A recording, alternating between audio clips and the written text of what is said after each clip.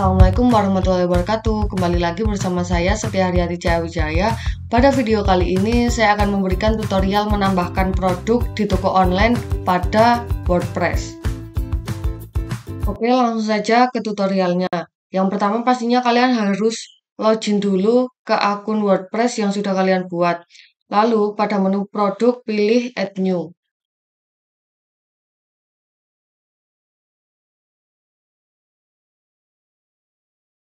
Halaman ini ada beberapa hal yang harus kalian isi tentang produk yang akan kalian jual. Oke, yang pertama kita isi adalah produk name. Kalian bisa mengisikan nama produk sesuai produk yang akan kalian jual kepada customer. Lalu selanjutnya ada produk description. Di sini kalian isikan deskripsi tentang produk yang akan kalian jual. Kalian bisa menambahkan deskripsi tentang ukurannya, warnanya, berat, dan sebagainya. Lalu ada produk data. Di sini kita pilih opsi simple product. Nah, simple product sendiri berupa produk fisik ataupun virtual dan digital. Apa sih artinya simple product? Simple product adalah barang yang hanya memiliki variasi ukuran atau warna itu hanya satu. Nah, di sini produk saya tidak memiliki variasi ukuran ataupun warna, jadi saya memilih opsi simple product. Nah, lanjut ke general. General ini ada regular price dan sale price. Untuk regular price kita isikan harga asli produk kita. Nah, untuk sale price merupakan harga diskon yang kita berikan. Kita juga bisa mengatur jadwal diskon yang kita berikan. Kita klik ini schedule, terus kita isikan tanggal dari tanggal berapa kita akan memberikan diskon dan sampai kapan kita akan memberikan diskon. Jika tidak, kita klik cancel saja. Lalu kita ke inventory. SKU. SKU merupakan stock keeping unit. Ini tuh memudahkan kita untuk mengetahui jumlah stok yang kita miliki pada suatu produk. Nah, kita bisa mengisikan kode supaya lebih mudah. Di sini saya tulis misalnya LMR 1. Jadi nanti akan muncul notifikasi jumlah stok LMR 1 itu berapa. Nah, lalu ada manage stock. Jika manage stock kita aktifkan, kita bisa mengisi jumlah stok yang kita miliki. Lalu ada allow back order. Jika kita aktifkan atau kita pilih allow, kita akan mendapat notifikasi jika ada pelanggan yang akan membeli lebih dari stok kita ataupun lebih dari satu. Lalu untuk low stock threshold, kita bisa mengisikan sesuka hati kita. Misalnya 2. Jika kita isi 2, maka nanti jika stok kita tinggal 2, kita akan mendapatkan notifikasi bahwa stok kita hanya tersisa 2 dan kita bisa menambahkan stok baru gitu. Lalu untuk sold individually, kita bisa centang. Jika kita centang ini, pelanggan tidak bisa membeli lebih dari satu produk. Nah, ini saya uncheck saja. Saya pilih stok statusnya itu in stock. Lalu kita lanjut ke shipping. Nah, di sini ada weight atau berat. Nah, kita bisa isi berat untuk pengiriman kepada pelanggan. Lalu untuk dimensi, kita juga bisa memasukkan ukuran berapa sih ukuran barang yang akan kita kirimkan. Lalu untuk shipping class, kita bisa mengelompokkan barang sesuai jenisnya. Jadi, jika kita mengatur shipping class, produk akan disesuaikan sesuai jenis sebelum dikirim. Lalu lanjut ke link produk. Pada upsells, kita bisa menawarkan produk lainnya yang kita miliki.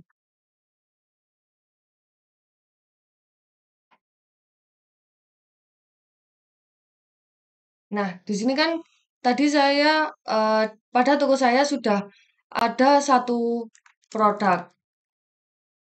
Saya bisa memilih ini untuk nanti ditawarkan jika pelanggan melakukan pembelian. Lalu untuk cross sell hampir sama dengan upsell, kita bisa memasukkan kategori lain atau produk lain pada saat konsumen melakukan pembelian. Nah, lanjut ke atribut. Karena kita merupakan sampel produk, jadi untuk atribut tidak usah kita isi karena atribut itu khusus untuk variabel produk. Lalu kita lanjut ke advance. Kita bisa menambahkan catatan pembelian. Misalnya, jika ingin melakukan pembelian, em, konsumen harus menanyakan dulu ketersediaan produknya. Lalu untuk menu order, kita bisa mengisi sesuai kemauan kita. Maksudnya menu order itu konsumen membeli beberapa jenis produk, kita bisa menempatkan produk ini pada list keberapa. Misalnya ini saya taruh ke list ke-1. Untuk enable review, kita bisa centang atau tidak. Jika kita centang, pelanggan bisa melihat review konsumen yang lain dari produk kita. Jika kita sudah mengatur beberapa menu ini, kita lanjut ke add product gallery atau produk image. Kita bisa set produk image, kita menambahkan gambar produk yang kita miliki. Nah, kita set produk. Untuk produk galeri, kita bisa menambahkan atau tidak. Nah, gunanya produk galeri ini adalah pelanggan bisa melihat beberapa foto dari produk kita. Jika kita em, menjual produk, misalnya baju, kita bisa menambahkan beberapa foto pada produk galeri. Misalnya ada baju yang dipakai dengan tampak depan, lalu foto tampak samping, tampak belakang, dan sebagainya. Kita juga bisa memilih kategori produk. Nah, kita mau memasukkan produk kita ini pada kategori apa? Tapi sebelumnya kita harus membuat kategorinya terlebih dahulu pada add new kategori. Nah, selanjutnya itu ada produk teks. Nah, teks sendiri itu merupakan bagian untuk memberi label produk agar memudahkan pengunjung melakukan pencarian pada produk kita. Di sini misalnya saya membuat teks dengan tanda pagar kue basah tradisional.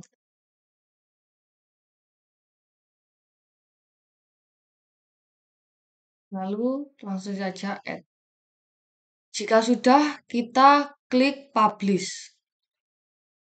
Nah, selanjutnya, setelah semua data sudah terisi, kita bisa preview change untuk melihat tampilan. Nah, tampilannya seperti ini.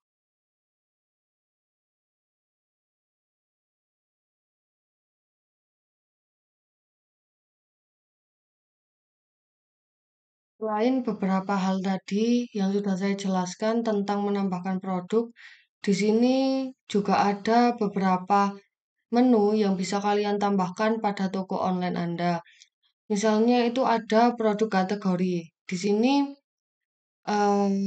kita bisa isi dengan nama. Nama ini merupakan nama kategori produk Anda. Misalnya eh, tadi produk saya adalah kue. Nah, kue itu termasuk kue basah atau kue kering dan sebagainya. Kita bisa menambahkan nama kategori di sini. Lalu untuk slug di sini merupakan nama untuk URL produk tersebut. Lalu ada present kategori. Ini merupakan kategori induk dari kategori yang digunakan. Lalu ada description. Di sini tuh penjelasan singkat tentang kategori yang Anda gunakan. Lalu untuk display type, di sini adalah tipe tampilan yang diinginkan. Ada default, product, subkategori, atau boot. Lalu kita juga bisa menambahkan foto di sini. Lalu ada juga menu teks. Di sini teks itu bertujuan agar pengunjung halaman web kita mudah mencari produk yang kita miliki. Di sini kita bisa mengisikan nama kategori produk kita, lalu ada slug nama untuk URL produk tersebut, lalu juga ada deskripsi produk. Nah, lalu ada menu atribut. Menu atribut juga ada pada submenu add new product, tapi kegunaannya itu berbeda. Perbedaannya itu jika melalui halaman new product, menu yang ini, maka pemberian atribut hanya berlaku pada produk ini saja. Lalu jika melalui menu atribut utama ini, kalian bisa menambahkan ke semua produk baru yang akan ditambahkan. Di sini ada nama. Di sini nama untuk atribut tersebut yang akan dimunculkan di halaman produk. Lalu ada slug, nama untuk URL yang menunjukkan atribut tersebut. Lalu juga ada enable archives. Ini bisa diaktifkan jika ingin atribut yang dibuat tersimpan di archive. Lalu juga ada default sort order. Atau ini ada customer ordering.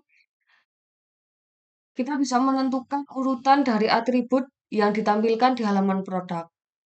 Lalu pada menu WooCommerce ini kita bisa mengatur metode pembayaran jika ada yang memesan produk pada halaman web kita. Kita langsung saja ke WooCommerce, menu WooCommerce, lalu ke setting.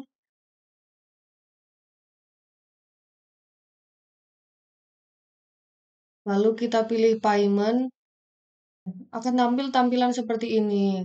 Kalian bisa mengaktifkan metode pembayaran dan urutan yang ditampilkan di halaman produk. Misalnya ini.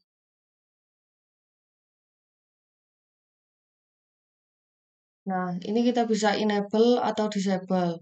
Lalu untuk title ini kita bisa ubah sesuka hati kita misalnya dengan transfer bank atau yang lain sebagainya. Lalu untuk description di sini kita isi dengan informasi yang perlu diberikan kepada konsumen saat melakukan proses checkout produk. Lalu ada instructions.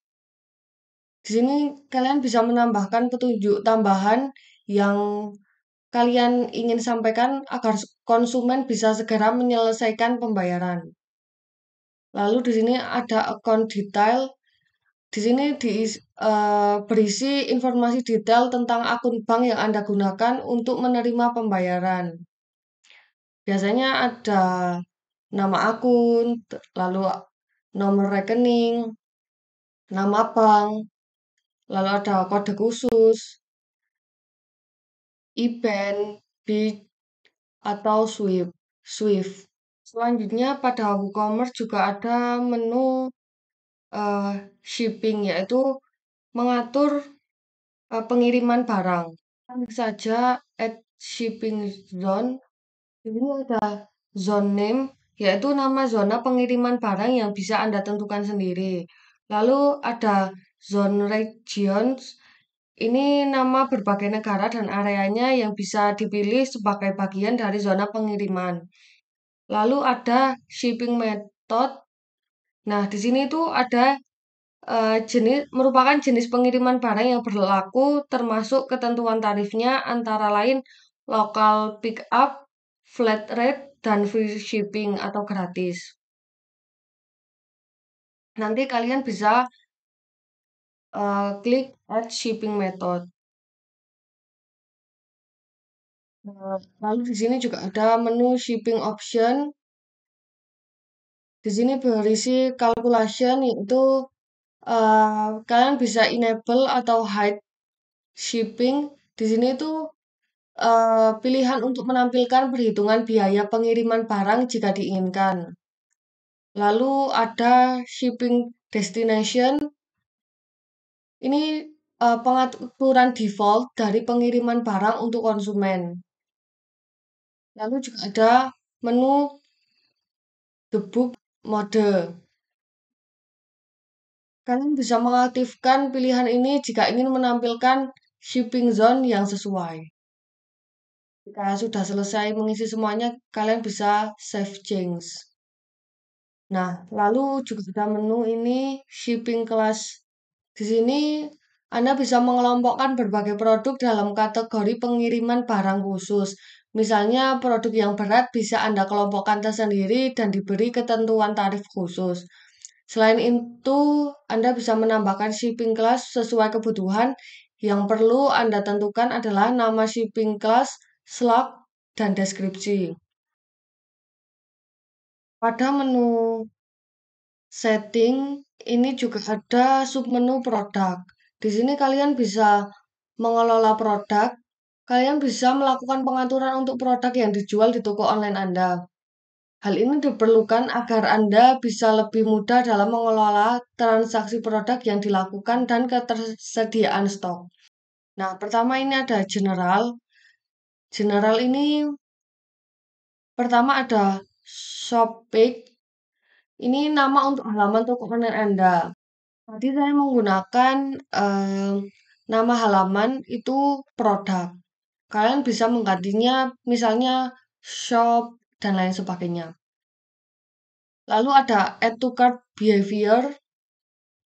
Kalian bisa mencentang enable jika ingin mengarahkan konsumen ke halaman cart setelah memilih barang. Lalu juga ada opsi placeholder image, lalu ada measurements.